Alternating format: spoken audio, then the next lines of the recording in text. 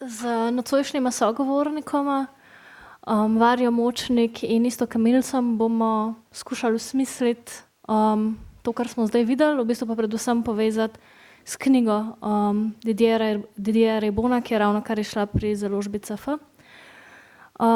Ob tem bi za uvodoma še rada izrabila to priložnost, da čestitam založbi za izdajo tega dela. Mislim, da gre za enega pomembnejših doprinosov v zadnjem času in upam, da vas je film nagovoril k temu, da jo vzamete v roke, oziroma da je film mogoče izhodišče za to, da s knjigo odkrijete še mnogo več. In v bistvu bi s tem bila to kar iztočnica za prvo vprašanje, za prevajalca Iztoka Ilca. Film je podnaslovljen z besedo fragmenti, kar nas opozarja na to, da ne gre za ekranizacijo istoimenskega dela. Pa me zanima, kateri so tisti deli knjige, po tvojem mnenju, po mnenju prevajalca, ki to delo najbrž trenutno pozna najbolje ta hip, kateri so tisti deli, ki bi se še, če bi delali celotni filmski pregled, zaslužili priti v to ekranizacijo? Ja, če poenostavim celo zgodbo, v tej drobni knjižici je res, da ogromno enih tem odprtih. Nekako bi lahko schematizirali knjigo na nekako tri področja. Eno je pač ta delavski razred, druga je reprodukcija delavskih oziroma kakršnihkoli družbenih razredov skozi izobraževalni sistem in tretja je pač njegova gejevska zgodba, ki je tudi nekako zanimiva zaradi tega, ker pa ravno ta gejevska družba je omogočila mešanje razredov, ki v bistvu je to njemu omogočilo na koncu družbeno vzpon, ga rešilo iz neke hude socialne stiske. Tako da ja, ta film res, da zelo bogato sicer opisuje samo pač en del, sicer se dotika tudi malo tega izobraževalnega sistema, kako so pač delavski otroci zelo hitro vstopili v šolo in se prepričali sami sebe, da je v bistvu niti si ne zaslužijo kaj boljšne. Medtem ko pač ta gejevska zgodba je pa tukajle pač ni obravnavana, ne, ampak on je tako že predtem napisal precej obsežno študijo, pač te razmišljanje o gejevskem vprašanju, ki pač to nekako s tem sramom gejevskim nekako to obravnava skozi to optiko. Ja. Mogoče eno pod vprašanje, ko si ravno omenil sram, v knjigi ena od točk, na eni od točk pravi, da v bistvu je kot pariški intelektualec potreboval leta, da se je soočil s sramom tega, da bi izhajal iz delavske družine in da je bil v bistvu sram tega, da je gej nekaj, s čim, kar je veliko lažje. To je zanimivo, to je v bistvu bistvo te knjige, ne. To je bil njegov drug coming out kot otrok delavskega razreda, ne. Ravno to, ker ja, on je skrival svoje delavsko poreklo v Parizu, ko je študiral in on je tudi rekel, da se je mogel naučiti vseh kulturnih referenc na novo, da se je on mogel učiti jezika na novo, to se malo v knjigi pozna, ne, ker je pač to malo nadkompenzira s tem svojim kompliciranim jezikom. In to je v bistvu, to vprašanje, ki bi mene nekako pritegnilo sploh, da sem se zagrel za prevajanje te knjige. Malo me sicer presenetilo, ker ta knjiga niti ni toliko nova, ne, iz leta 2009 se mi zdi, če me spomin ne vara, zakaj je toliko časa trajalo, da nihče pri nas se ni na to spomnil, ker je v vmesnem času kar doživela neko razvpito pot, ne. Bila je tudi večkrat postavljena na oder. Če se zdaj povrnem, ja, ravno to delavsko vprašanje, v bistvu zakaj si predstavljam, da je ta film govori o tem, ker je v bistvu to tisto največje bistvo te knjige, ne? Varja, film je ekranizacija na nek način so fragmenti, ampak po drugi strani pa jo je mogoče gledati kot izrazit dialog s tem, kar je bilo napisano. Se pravi, režiser skozi gradivo, ki ga ima, vstopa v dialog s knjigo, kakršna pač je, in jo na ta način tudi posredno komentira. Pa me zanima, kako se to umešča v njegov siceršnji opus oziroma način dela. Ja, film je na nek način nenavaden za njegov opus, hkrati pa tudi zelo specifičen, pa zelo tipičen. Predvsem ga pač razlikuje film v tem primeru to, da ima tekst, po katerem dela, ampak hkrati ga pa tudi reinterpretira. Perjo vse svoje filme dela kot neke vrste kolaže, zdaj ne vedno na ta način arhivskega materiala, čeprav tudi pogosto, velikokrat uporablja tudi fotografije ali pa ki jih animira na nek način, niso vedno vse gibljive podobe. Je pa zanimivo, no, tukaj se ukvarja seveda z delavskim razredom, zgodbo staršev, na nek način se pa ukvarja tudi s tematiko ali pa tematikami, kjer se tudi sam vedno vrača v filmih, celo to trdi, da gre, da je to rdeča nit vseh njegovih filmov in to je v bistvu nasilje in pa raziskovanje nasilja v sedanjosti preko preteklosti na nek način. Ko smo pri nasilju, se mi zdi, da film ravno skozi filmske vložke, ki jih prikazuje, kaže družbeno nasilje, ki se dogaja. In se mi zdi, da skoraj kot da, če je po eni strani mogoče Ribonovo knjigo brati kot avtobiografijo, jo na ta način postavlja v družbeni kontekst. Ne gre samo za izpoved pariškega intelektualca, geja iz delavske družine, ampak gre za občo sliko sodobne Francije. Kako si ti mogoče to videl? Ja, meni se na nek način ta knjiga dosti presenetila, ker ne glede na to, da sem francist, on opisuje o zadevah, ki jih tako hitro pač enostavno jih, ne vem, ne vidiš tako zlahka.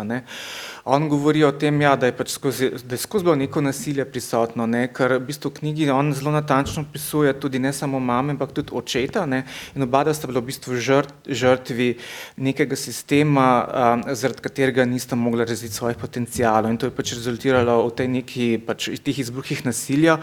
On še celo govori, da je bila mama bolj nasilna od očeta, da je imela pač neke divje izbruhe, ampak ja, tega je bilo pač polno, on govori tudi o diskurzivnem nasilju, pač mi temu rečemo pasivna agresivnost,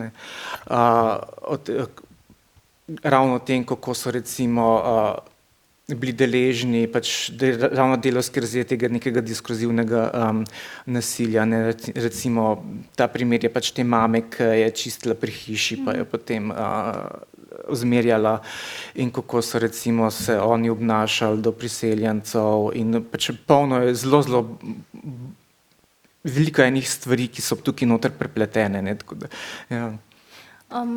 Kaj pa ta material, Varja, ki je v tem filmu uporabljen? Na koncu smo gledalci lahko videli precej dolgo odjavno špico, ki pa mogoče nam ne pove veliko, pa kako bi ti v par besedah opisala, za kakšne tipe, kaj so njegovi viri, kaj on jemlje v resnici v tem filmu? Presenetljivo, tudi je krajša ta špica, kot bi človek pričakoval, glede na to, kako je fragmentiran. Je pa zanimivo, ker uporablja tako odlomke iz igranih filmov, kot tudi TV materiale, pa dokumentarne filme. In kar je lepo videti tukaj, pa mislim, da ne velja samo za Francijo, je tudi to, kaj se je s televizijo zgodilo čez zgodovino, kako lepi pa filmični, rečemo temu, so televizijski posnetki nekoč bili, kako se je včasih televizijo delali drugače, kot verjamem, da danes. Tako da ja, je pa tukaj še eno vprašanje, ki se mi zdi pomembno, pa velja sigurno tudi za ta film, je pa tukaj se pojavilo prav na tem odru enkrat pred nedavnim, ko je bila tukaj režiserka Loredana Bianconi s svojim filmom Vrata in puščave o migracijah, ki je tudi narejen iz found footage, ampak na zelo drugačen način, ampak je izpostavljal tudi to, da ko ti po internetu iščeš, kar Perjo izjemno počne, mogoče tukaj je zelo bil bolj skoncentriran na tematiko, ampak ko ti po internetu loviš posnetke, fotografije in tako naprej in jih uporabiš, se moraš hudičev dobro prepričati, odkot te posnetke ali pa te materiali prihajajo, zato da veš, kaj sporočaš s njimi. Film je žanrsko, kot smo lahko videli, precej neulovljiv in enako velja za knjigo. Mislim, da je mogoče brati in kot avtobiografijo in kot teoretski tekst. Mene pa zanima, kako si jo ti prevajal, kaj je bil tisti preukus, ki je tebi ostal potem, ko si končal z delom?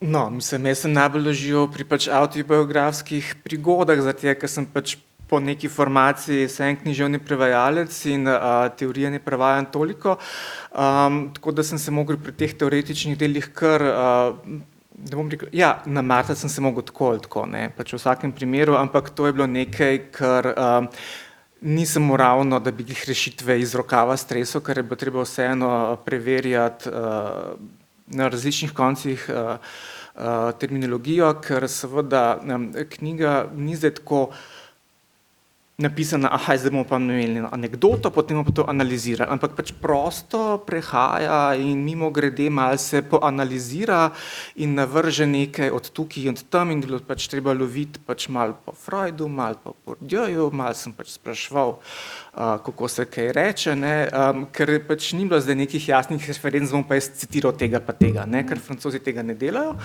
In tudi, kadar citirajo, se dostikrat zmotijo, ne, pač naredijo malo na približno, ne, in potem se pač loviš. Čisto kot prevajalca mi je bilo to fino delati zaradi tega, ker je to dobro za možgane, ne, pač ni dobro prevajati non-stop istega žanra, iste zvrsti, fino je pač še kaj zraven naštudirati. Je pa knjiga tako, vidi se, da ima avtor močne neke literarne aspiracije, se o tem tudi govori, da je pač bil nek nadobudni pisatelj, pa vse zabrisal smeti. Vidi se tudi, da ima kar bogato kilometrino iz žurnalizma in da seveda to ni njegova prva knjiga, ne. Tako da napisana je zelo spretno, nič ni odveč, nič ne manjka, tako da jaz mislim, da mu je res uspel neko to ravnovesje med anekdotičnostjo, med pripovedovanjem o resničnih dogodkih in hkratno analizo tega, kar se je dogajalo. Varja, če si smem dovoliti eno naivno vprašanje, kako bi klasificirala žanrsko, recimo že, če je Ribon neulovljiv žanrsko na nek način, kaj pa film, ki smo ga gledali, tukaj govorimo o dokumentarcu, govorimo o dokumentarnem eseju, ki je pa zelo širok, tako da, ampak absolutno je, ker je hkrati pač dokument in hkrati je razmislek in hkrati je oseben razmislek, hkrati obravnava in drug razmislek. Zanimivo je tudi pri celem opusu njegovem to, da v bistvu filme dela na nek način kot kot da sestavlja teorijo, kljub temu, da to ni teorija za brati, ampak je vizualna, ampak kot bi recimo v svojih filmih sopostavljal neke teze, iz katerih bi se mogoče rojevali novi zaključki, mogoče tudi ne. Če se za hip vrnem še k tej avtobiografskosti, za katero si tudi rekel, da si nekako kot prevajalec najbolj hlastal po njej, kako bi se dalo umeščati mogoče v to, kar vidimo v francoski književnosti, ali pa tudi v teoriji, do neke mere 20. stoletja, oziroma sploh pri književnosti se mi zdi, da to, kar je potem Edouard Louis izpeljal iz Ribona, ki se mu tudi na začetku zahvalja in s katerim prijateljuje, je na nek način Annie Ernaux začela, na katero se pa Ribon veliko naslanja, ne. Ma ne, pa saj ta neka tradicija te neke pričevanjske literature se kar vleče skozi celo zgodovino skorda, ne, mislim recimo najbolj tak banalen primer je Proust, ne, ki je dejansko pač, ne banalen, ni banalen, ampak ki mi prvi pride na misel, no, okej, ki je pač tudi na nek način analiziral nek družbeni razred, ne. Sej takih primerov je zelo veliko, Annie Ernaux je pač, pa zdaj pač Edouard Louis, ki je dejansko njegov proteže, ne. Mislim, kaj več, nažalost tukaj ne moram o tem povedati, ker nisem ravno specialist za autofikcijo, ne, se mislim, da so ta termin izumili, se mi zdi ravno za Francoze, če se ne motim, da ne bom tukaj kaj preveč povedal. Ne bi bilo, ja. Ja, ampak očitno je zdaj to nekaj, kar je ratuje popularno, ne. Je pa res nekaj drugega, ne, da nekaj podobnega so izumili Japonci na začetku 20. stoletja, ki so govorili pač o tem žanru roman jaza, ne, pač o takšni sosicu, s tem, da so pač oni to malo drugače zapakirali, ne. Tako da tega kar veliko, ne. Je pa res, da je to, mislim, to je res ena taka posrečena, zelo dobro napisana knjiga, ki je prišla v pravem času, ki je spregovorila o pravih problemih in seveda tudi na pravem mestu. Ne? Pač to, da je v Franciji se to zgodilo, to ni tako nepomembno, ne? Ker pač Francija je zdaj polna nekih notranjih problemov, ki, ne vem, ki so pač zdaj kulminirali v pač teh rumenih jopičih. Ne? Ko si ravno omenil rumene jopiče, tudi avtor sam se je opredelil, zdaj je pač se udeleževal protestov in se opredeljeval do tega. A si to mogoče kaj spremljal? Ne, nisem toliko spremljal tega, ampak ker je pa res, da mi malo pozabljamo, zakaj se je zgodil protest rumenih jopičev. Zato, ker je pač Macron dvignil davek na dizel in to je pač udarilo po žepih ravno tiste, ki so recimo temu odvisni od tega goriva, kar je najcenejše recimo na podeželju, kjer kmetje, delavci, ki se morajo pač nujno voziti nekam. Ne? Malo smo pozabili na to, da ja, sicer gesta je bila mogoče pravilna, ne, da se pač to onesnaževalo obdavči, ampak je seveda so pa nastradali tisti, ki so, bom rekel, že tako imajo najmanj, no, če pač uporabljam to krilatico. Ne. Kaj si me že vprašal? Ne, v redu si odgovoril. Okay, ja. Hvala. Hotel sem še to dodati, da pač Ribon zelo veliko, brez moraliziranja on opisuje pač ta delavski razred. Ne, to pač to je odlika ta knjige. Tudi ta prestop k skrajni desnici, on zelo natančno piše, zakaj se je zgodil. Ne. Tako brez moraliziranja, brez obsojanja pač jasno pove, zakaj. Ne. Če ima kdo iz občinstva še kakšno vprašanje, vabljeni. Sicer pa glede na to, da je za nami že kar nekaj časa tukaj v tej dvorani in da je ponedeljek, se vam vsem zahvaljujem za obisk, predvsem pa res priporočam, da vzamete to knjigo v roke. No. Tako da hvala še enkrat založbi, da se je odločila zanjo in čestitke za prevod. Hvala.